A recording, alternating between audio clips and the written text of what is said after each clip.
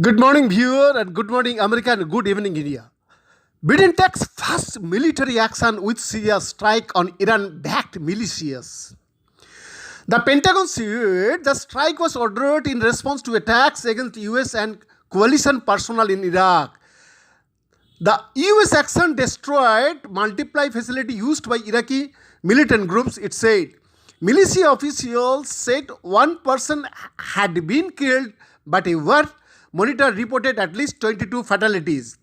The Pentagon said its strike near the Iraqi border in eastern Syria was a proportionate military response that was taken together with diplomatic measures, including consulting coalition partners. It came after a civilian contractor was killed in a rocket attack on US targets earlier this month. A US service member and 5 other contractors were also injured when the rockets hit sites in Erbil, including a base used by the US-led coalition. Rockets have also struck US base in Baghdad, including the Green Zone, which houses the US Embassy and other diplomatic missions. There are about 2,500 US troops in Iraq to assist Iraqi forces in the fight against the Islamic State IS group. The messaging around this strike is probably more important than the strike itself. 10 days elapsed between the trigger 15 February's rocket attack in Erbil and retaliation. The US Defense Secretary made a point of thanking the Iraq government for its intelligence input. The Pentagon said the airstrikes had been conducted together with diplomatic measures, including consultation with coalition partners. Nor did the attacks take place on Iraqi soil, thus minimizing any embarrassment for the government in Baghdad.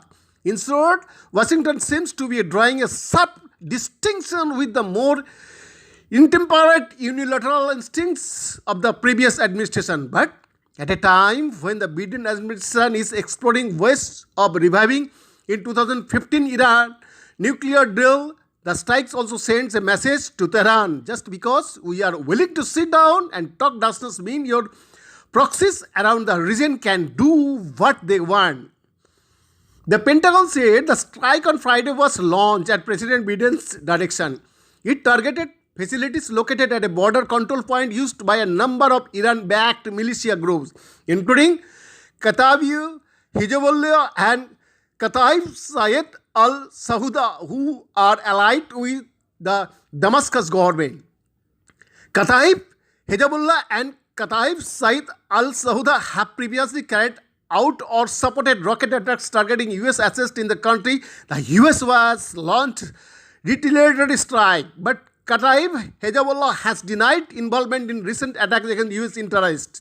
In its statement, the Pentagon said its latest operation sends as unambiguous message. President Biden will act to protect American and coalition personnel. At the same time, we have acted in a deliberate manner that aims to de-escalate the overall situation in both eastern Syria and Iraq state. The US did not confirm any casualties, but an Iraqi militia official told the Associated Press news agency at least one fighter was killed and a number of others wounded. The official said the strikes hit an area along the border between the Syrian city of Bukamal and the Iraqi town of Qom. The Syrian Observatory for Human Rights, a UK-based monitoring group, said the US attack had killed at least 22 fighters from the Popular Mobilization Forces, an Iraqi umbrella group of mostly Shia paramilitaries that includes Kataib Hezbollah. The strike destroyed 3 lorries carrying munition. The observatory's Rami Abdul Rahman earlier told AFP there are many casualties. Several attacks targeting US personnel have been claimed by little-known groups, but some Iraqi and Western officials say these are a front of established militias, so they can carry out attacks without being held accountable. US Defense Secretary Lloyd Austin told reporters he was confident in the target that we went after. We know what we hit, he said. We are confident that target was being used by the same Shia militants that conducted the strikes on February 15. Pentagon Press Secretary John Kirby said the strike was meant to punish the militias but not to escalate tension with Iran, with whom The US is seeking to renew talks over a nuclear deal abandoned by former President Donald Trump, the New York Times report. Since 2009, the US has designated Kataib Hezbollah as a terrorist organization, accusing them of threatening the peace and stability of Iraq. Iran's influence over Iraq's internal affairs has grown steadily since the US-led invasion that toppled Saddam Hussein in 2003.